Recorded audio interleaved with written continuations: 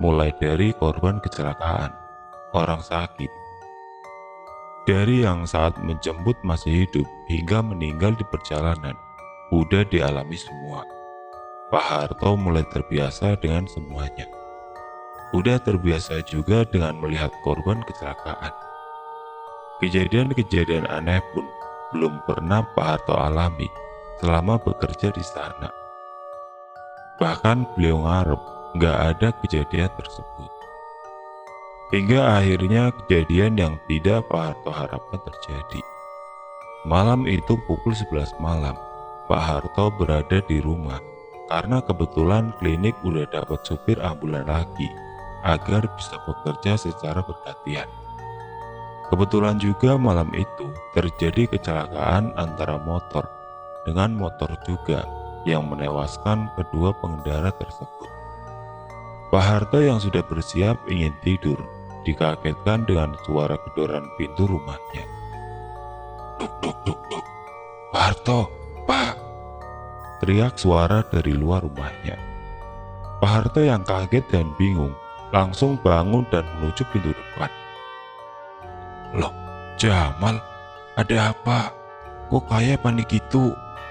Tanya Pak Harto. Jamal adalah salah satu petugas security di klinik tersebut. Pak, ada kecelakaan dan butuh ambulans sekarang. Lah, si Pardi kemana emangnya? Gak tahu Pak, saya cari-cari gak ada di klinik. Ayo Pak, cepetan. Karena terburu-buru, Pak Harto langsung cepet-cepet pakai bajunya. Padahal udah ada niatan mau malam Jumatan dengan istrinya. Oh iya, Pardi ini adalah salah satu supir ambulan di klinik tersebut ya. Masih muda juga. Pak Harto dan Jamal langsung menuju klinik dengan kecepatan tinggi. Motor butut Jamal dipaksa untuk berlari cepat di gelapnya malam. Setelah sampai di klinik, Pak Harto langsung menuju garasi mobil ambulan tersebut. Manasin mobil sebentar dan langsung gas ke TKP. Tapi, baru sampai gerbang depan klinik, Pak Harto ngerem mendadak. Jamal, lu kagak ngasih tahu di mana lokasi kecelakaannya? Lah saya kira Bapak tahu. Habis main gas aja nggak pakai nanya. Itu Pak, deket desa B, tapi sonoan dikit. Oke. Lokasi kecelakaan kali ini lumayan jauh dari tempat pertama kalinya Pak Harto ngangkut jenazah korban motor dan mobil tersebut. Perlu waktu hampir 1 jam perjalanan ke TKP. Pak Harto berharap masih sempat untuk menolong korbannya. Syukurlah Pak Harto dapat memotong waktu tempuh hingga menjadi 40 menit dan sampai di TKP. Sayangnya, kedua korban sudah tidak dapat tertolong. Keduanya sudah dinyatakan meninggal dunia oleh polisi. Pak Harto langsung mengambil kantung jenazah di belakang, lalu membawanya ke samping korban tersebut. Yang satu laki-laki berumur sekitar 30 tahunan, dan satu lagi anak kecil berumur sekitar 15 tahunan. Pak Harto kaget, karena gimana bisa anak sekecil ini diizinkan oleh orang tuanya untuk membawa motor malam hari seperti ini. Kondisi kedua jenazah berbeda, tapi kata Pak Harto, kondisi paling parah yaitu anak kecil tersebut. Kondisinya dengan kepala terbelah di tengah sampai hidungnya. Kedua tangannya patah, mukanya penuh dengan darah yang berasal dari belahan kepalanya tersebut. Pak Harto hanya bisa istighfar melihatnya. Sementara korban satunya lagi tidak terlalu parah, namun dugaannya adalah tulang rusuk yang remuk dan juga benturan di kepalanya. Pak Harto melihat motor dari kedua korban tersebut, ngeri, karena benar-benar udah enggak berbentuk. Dibantu polisi, Pak Harto angkat jenazah tersebut ke dalam mobilnya. Setelah itu Pak Harto langsung pamit ke polisi dan kembali menuju klinik. Ini adalah pertama kalinya Pak Harto bawa jenazah korban kecelakaan di malam hari. Yang namanya desa, pasti masih banyak pohon-pohon tinggi di sekitar jalannya. Lampu pun hanya sekedarnya juga. Untungnya lampu mobil ambulan tersebut masih berfungsi baik.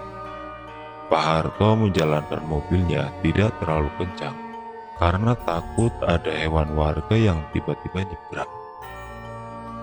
Jalan menuju desa B dari TKP harus melewati sedikit hutan dan jalan yang kelok-kelok. Di situ pun gak ada lampu sama sekali. Hanya lampu mobilnya aja yang nerangin jalan tersebut. Saat mobil memasuki wilayah tersebut, tiba-tiba Pak Harto merasa merinding. Pikirannya mulai sedikit halu, tapi cepat-cepat ditepis oleh Pak Harto dengan memikirkan hal-hal lain agar tidak terbawa suasana. Rasa merindingnya makin kuat. Malam-malam pukul 1 pagi lewat di jalan dengan jenazah korban kecelakaan itu mengerikan, kata Pak Harto. Di sini nyali Pak Harto mulai sedikit kendur. Dia mulai sedikit panik dan kadang-kadang melihat spion ke arah belakang. Pak Harto sedikit menaikkan kecepatan mobilnya. Dalam hatinya pun dikencangkan doa-doa agar tidak terjadi apa-apa. Namun mungkin ini adalah hari sialnya Pak Harto. Di saat sedang fokus menyetir, samar-samar di tengah suara mobil, beliau mendengar suara sebuah sleting seperti ada yang membuka. Pak Harto makin gak karuan. Beliau mulai berkeringat. Arah suara tersebut berasal dari arah belakang, yang berarti dari kantung jenazah tersebut. Pak Harto melihat spion belakang. Pelan-pelan matanya melirik dan syukur tidak ada apa-apa. Suara bukaan sleting tersebut hilang. Kali ini tercium bau anyir darah yang kuat. Beliau makin kuat nyebut-nyebut dalam hatinya. Pikirannya udah mulai kacau saat itu. Beliau menginjakkan gas mobilnya makin dalam, tidak peduli lagi apa ada lubang atau tidak. Di saat panik tersebut, Pak Harto kembali mencoba melirik ke arah spion belakang dan terlihat hal yang sangat tidak diharapkan oleh Pak Harto saat itu. Dalam gelap, Pak Harto melihat sosok dari spion sedang duduk melihat ke arah depan. Tidak percaya dengan apa yang beliau lihat, untuk meyakinkan hatinya, Pak Harto mencoba menengok ke belakang dan benar saja, Pak Harto melihat salah satu jenazah tersebut duduk. Sosok anak kecil tersebut dengan muka yang penuh darah melihat Pak Harto. Melihat itu, Pak Harto langsung membuang mukanya ke arah depan dan beristighfar sekuat-kuatnya. Dengan keadaan panik itu pun sangat beruntung, masih bisa mengendarai mobilnya dengan baik. Pak Harto hanya bisa berdoa-doa dalam hati. Beliau udah gak berani buat ngelirik ke arah spion mobilnya. Tiba-tiba terdengar suara dari arah belakang. "Pak, sakit." Jantung Pak Harto seakan berhenti mendengar suara tersebut. Sejujurnya, saat itu badan beliau sudah mulai lemas. Seakan tenaganya diserap oleh sosok anak kecil tersebut. "Pak." Kembali suara tersebut makin membuat Pak Harto ketakutan. Beliau mau berhenti dan kabur ninggalin mobil, tapi saat itu berada di tengah hutan. Gak ada hal yang bisa beliau lakukan saat itu.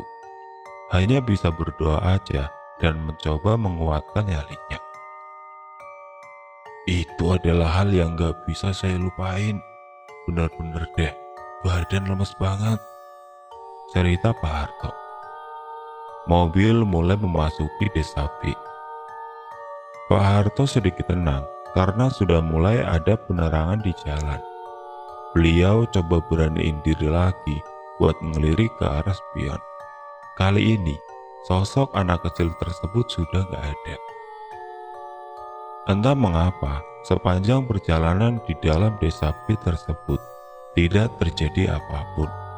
Namun, saat mobil kembali meninggalkan desa B dan memasuki hutan menuju klinik, kembali Pak Harto ketakutan luar biasa. Beliau coba melirik ke arah spion dan tidak ada apapun. Namun, beliau yakin suara tersebut berasal dari arah belakang. Suara tersebut suara anak kecil. Ya, Pak Harto yakin itu suara berasal dari salah satu korban tersebut. Makin lama suara tangisan itu makin keras. Pak Harto kali ini benar-benar udah lemes. Badannya seakan-akan benar-benar tidak kuat lagi buat nyetir. Pak Harto beraniin diri buat melihat ke belakang. Pelan-pelan, beliau gerakkan kepalanya. Benar saja, suara tersebut berasal dari salah satu kantung jenazah itu. Kantung jenazah yang Pak Harto yakin itu isinya adalah korban anak kecil tersebut. Beliau kembali melihat ke arah depan dan kembali berdoa. Selama 15 menit, suara tangisan itu menemani Pak Harto. Hingga sampailah beliau di klinik pukul 2:30 kurang. Tanpa basa-basi, Pak Harto langsung menuju berhenti dan keluar dari mobil. Dia meminta Jamal untuk mengeluarkan jenazah tersebut. Jamal melihat muka Pak Harto pucat, langsung bertanya kenapa. Tapi Pak Harto tidak menjawabnya agar si Jamal tidak ikut ketakutan. Setelah jenazah dikeluarkan, Pak Harto menutup pintu mobil dan kembali melihat genangan darah segar di lantai mobilnya. Karena lelah, Pak Harto berinisiatif esok hari membersihkannya. Beliau langsung memarkirkan mobil tersebut di garasi klinik dan bergegas ke arah mes yang disediakan untuk beristirahat.